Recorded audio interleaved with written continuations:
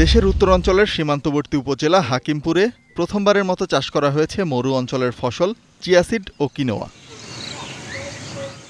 Superfood খ্যাত উচ্চমূল্য ও পুষ্টিগুণ সমৃদ্ধ এই ফসল এরই মধ্যে স্থান করে নিয়েছে দেশের মানুষের খাবারের তালিকায়।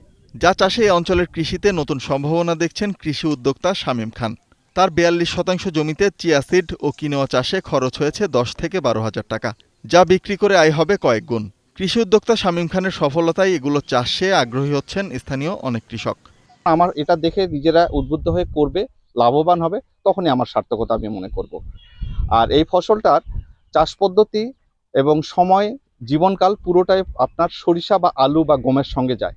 মধ্যবর্তী ফসল আমরা যেটা চাষ করি সেই হিসাবে চাষ করছি। অন্যগুলোতে যেন প্রণোদনা দেওয়া হচ্ছে, চিয়াসিডের যদি প্রণোদনা দেওয়া হয় তাহলে এই চাষটা যদি ব্যাপকভাবে আমরা কৃষকরা করতে পারে তাহলে আমদানি নির্ভরটা আমরা কমাতে পারবো।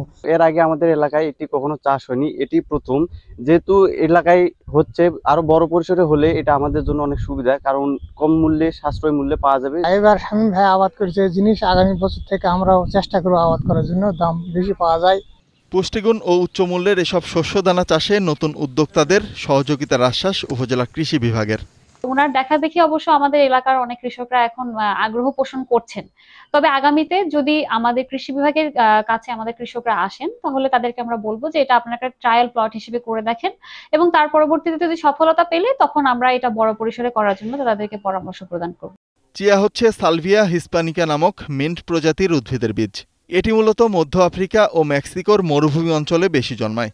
চলতি বছরের এখন পর্যন্ত হিলি স্থলবন্দর দিয়ে ভারত থেকে চিয়াসিড আমদানি হয়েছে ৭৫০ টন। দেশে চাষাবাদ বাড়ানো গেলে কমে আসবে আমদানি নির্ভরতা। এখন হিলি, শিয়া বাটার, অ্যালোভেরা ও ভিটামিন ই সমৃদ্ধ লিলি বিউটি সোপ।